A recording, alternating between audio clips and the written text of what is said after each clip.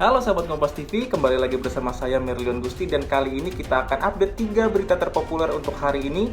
Tapi jangan lupa subscribe dulu channel YouTube Kompas TV. Ya, berita yang pertama, banjir bandang terjadi di kawasan Gunung Mas, Puncak Kabupaten Bogor, Jawa Barat pada Selasa pagi. Sebanyak 474 jiwa mengungsi ke tempat yang lebih aman. Astagfirullah.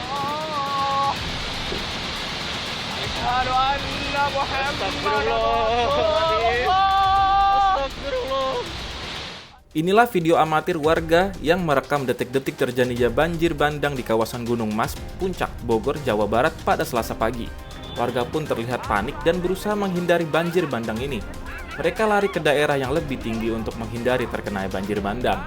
Diduga banjir bandang terjadi akibat tingginya intensitas hujan di kawasan hulu Sungai Ciliwung yang menyebabkan terjadinya banjir dan membawa material longsor. Akibat kejadian ini, sebanyak 474 jiwa dari 134 keluarga mengungsi ke tempat yang lebih aman. Sementara itu, Bupati Bogor Ade Yasin membenarkan kejadian banjir bandang yang terjadi di Puncak. Menurut data dari BPD Kabupaten Bogor, tidak ada korban jiwa dalam bencana ini. Tepatnya di Kampung Rawadulang, Desa Tugu Selatan, memang telah terjadi banjir bandang dan ini sudah dievakuasi ya warga di sana dan kebetulan banyak juga pemetik ya. Jadi sudah dievakuasi oleh pihak BPBD dan sedang lokasi-lokasinya sedang dibenahi juga oleh BPBD supaya tidak ada tergenang air dan penumpukan sampah. Penyebabnya sendiri longsor ya, longsor entah dari mana, apakah kita sedang tunggu laporan ya, apakah itu akibat dari pengelupasan di hutan atau kebun teh. Saya belum secara resmi atau lengkap mendapatkan informasi, tapi yang jelas yang penting selamatkan dulu masyarakat, evakuasi dulu, setelah itu baru yang lain-lain. Korban nyawa tidak ada, hanya ada beberapa sekitar 400-an yang dievakuasi ke salah satu tempat yang memang cukup aman. Langkah selanjutnya yang pertama itu tadi mengevakuasi masyarakat karena ini masa pandemi juga kan tidak boleh berkerumun dalam satu aula gitu ya. Jadi kita juga sedang siapkan tempat yang memang cukup untuk mereka beristirahat. Lalu setelah itu tim BPBD, Tagana dan beberapa tim terkait bencana untuk mulai mengevakuasi yang lain-lain. Kecelakaan kapal terjadi antara kapal KN SAR 103 Wisnu dan kapal lain di perairan dekat Pulau Anyar, Kepulauan Seribu, Jakarta pada Selasa dini hari. Akibat peristiwa ini, lambung kapal mengalami kerusakan. Kapal SAR KN Wisnu yang mengangkut 80 orang termasuk tim SAR untuk pencarian Sriwijaya RSJ 182 terseret angin kencang dan menabrak kapal lain. Akibatnya KN Wisnu yang mempunyai panjang 66 meter ini mengalami kerusakan cukup parah di lambung kiri. Air juga sempat masuk hingga dek 2. Saat ini kondisi kapal masih berfungsi sistem kelistrikannya dan mesin masih hidup. Sementara itu, Basarnas menyebut KN Wisnu mengalami benturan dengan kapal Bakamla akibat gelombang tinggi di tengah laut pada Selasa dini hari. Meskipun lambung kapal robek, Basarnas memastikan tidak terjadi kerusakan parah pada kapal. Saat ini KN Wisnu masih beroperasi dan berada di perairan Kepulauan Seribu. Meski begitu, Basarnas tetap menginvestigasi peristiwa tabrakan tersebut. Iya, benturan ya karena faktor ombak.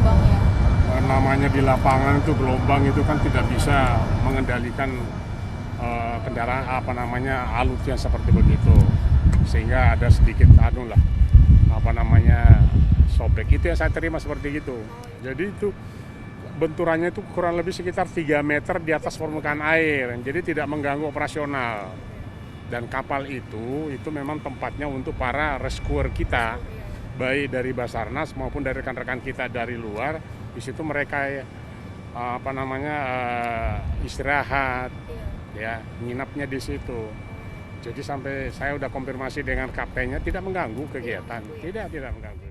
Ya, berita yang terakhir, yang ketiga, Presiden Joko Widodo tiba di kota Mamuju untuk meninjau langsung wilayah terdampak gempa bumi berkekuatan magnitudo 6,2. Dalam kunjungannya, Presiden mengunjungi langsung kantor Gubernur Sulawesi Barat yang ambruk akibat gempa.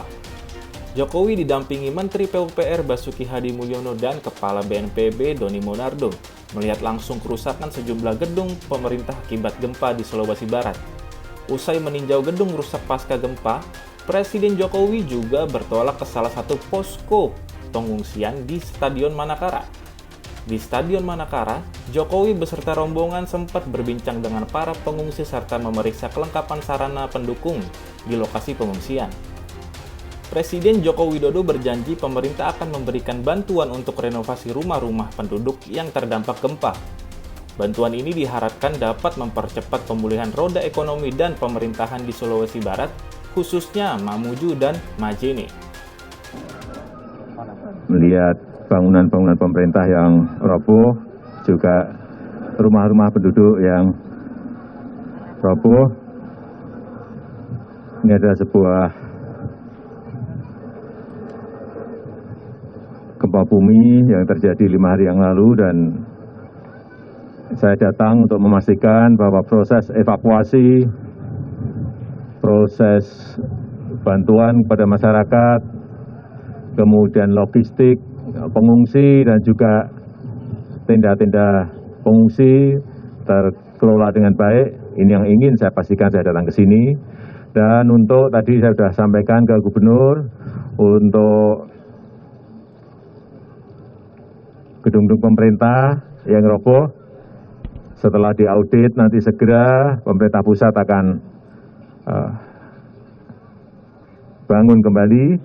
Kemudian untuk rumah penduduk yang roboh, pemerintah akan membantu. Untuk yang rusak berat 50 juta, untuk yang rusak sedang 25 juta, dan untuk yang rusak ringan berarti yang hanya retak-retak 10 juta. Kita harapkan dengan bantuan dari pemerintah pusat, pemulihan kembali baik rumah-rumah yang roboh maupun pemulihan ekonomi, pemulihan proses pelayanan di pemerintahan, di birokrasi juga akan kembali normal. Saya rasa itu yang bisa saya sampaikan pada kesempatan yang baik ini. Dan terakhir, saya ingin menyampaikan rasa duka cita yang mendalam atas korban kurang lebih 80 orang yang meninggal yang telah ditemukan. Semoga yang ditinggalkan diberikan keikhlasan dan kesabaran. Saya rasa itu yang bisa saya sampaikan. Terima kasih. Assalamualaikum warahmatullahi wabarakatuh. Ya, itu dia 3 berita terpopuler untuk hari ini. Jangan lupa untuk like, komen, dan share. Dan jangan lupa juga untuk subscribe channel YouTube Kompas TV. Saya Merlion Gusti, pamit undur diri.